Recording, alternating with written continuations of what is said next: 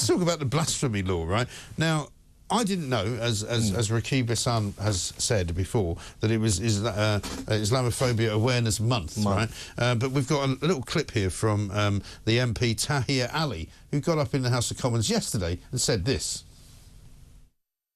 November marks Islamophobia Awareness Month.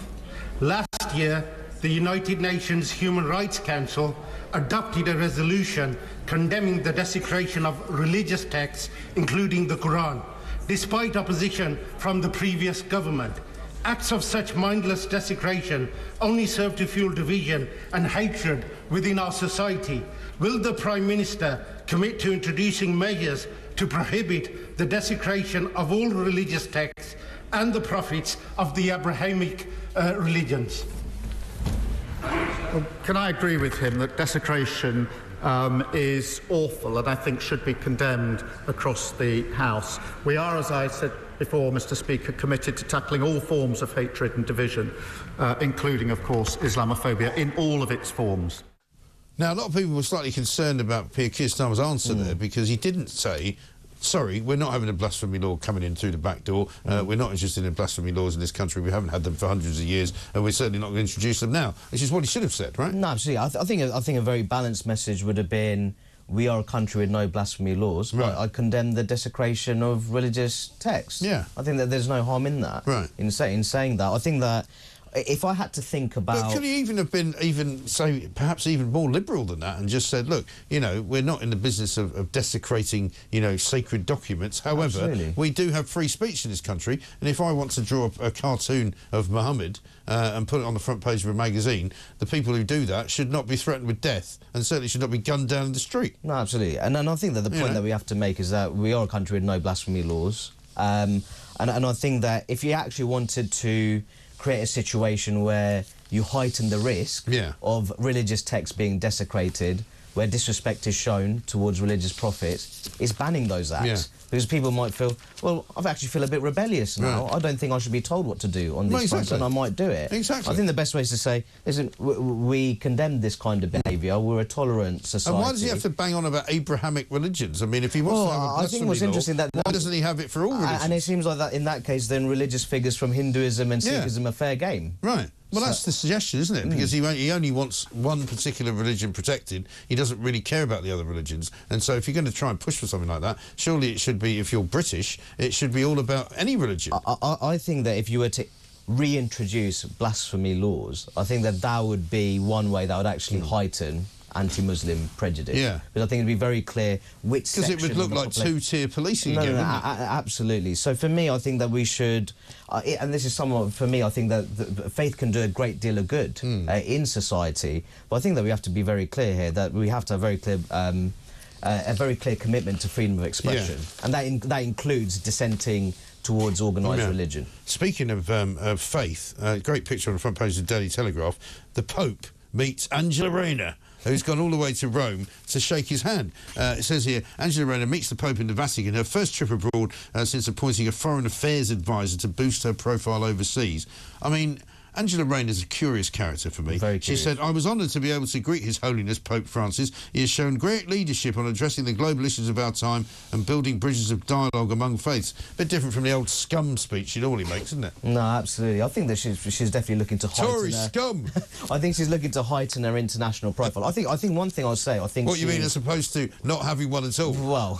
because nobody's ever heard of her. Well, I think one thing I'd say, she strikes me as very politically ambitious. Oh, yeah. There's no two ways about that. She wants to be taken seriously, doesn't she? No, she really does want to be taken seriously, and I think there's no doubt. I think that she has aspirations to be a future. Maybe she'd be a better foreign secretary than David Lammy. Bar's very low, though. Bar's very low based on that footage we saw earlier on. It is absolutely right. I'll tell you what people care more about than Islamophobia and the general feeling of religious tolerance is parcels going missing. There's a big spread in the Mail today, pages 24 and 25. 23 million packages go missing every single year. I don't know if you're a man that likes to shop online. A fair bit. But apparently Black Friday's approaching. I don't know why it's been approaching for quite a long time. Is it tomorrow? I think originally it was the day after Thanksgiving. I think it is tomorrow. It's supposed to be tomorrow, but it's been all going all month, right? So loads of people buying Christmas presents and all the rest of it. But, you know, they've actually got security camera footage of a guy just picking up a parcel outside somebody's house and running off with it.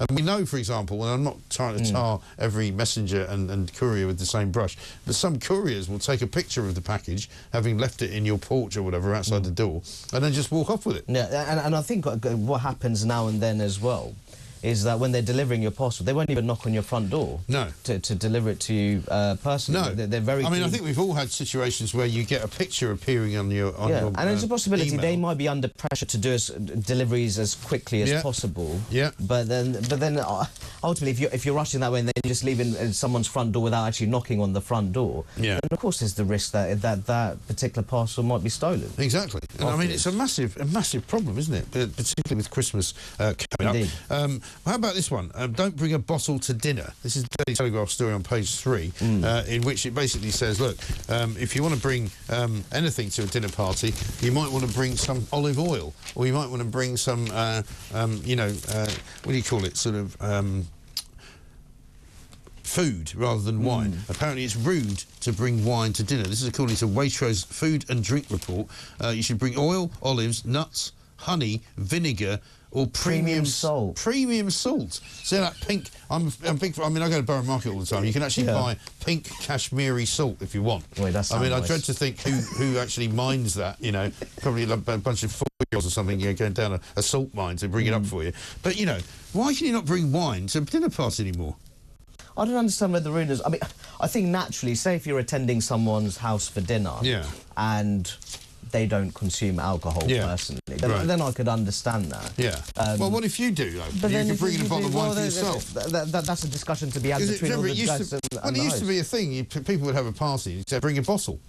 And you would eventually you would always get the guy that would turn up with the bottle of that red Cinzano that never got opened, and then he'd take it to the party, and then you'd leave and take it to the next party. This is when I was a teenager. You just have to walk around with this bottle of Cinzano that nobody ever wanted to drink.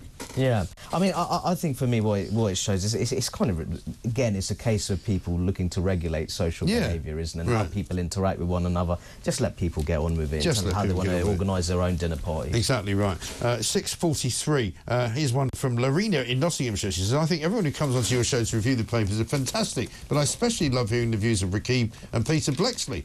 That's well, very there nice. you go. That's nice, isn't it? That is nice. Pete says, if we get a blasphemy law, it's another nail in the coffin of free speech. Well, I'm pretty sure that we don't want a blasphemy law, but like I say, slightly concerned that Keir Starmer doesn't seem to be too sure. No, it's just a very weak response, wasn't it? And it wasn't a very clear response as well. You could say that, you know, we're a country of religious tolerance, but we're also a country that's committed to freedom of expression. Absolutely as well. right.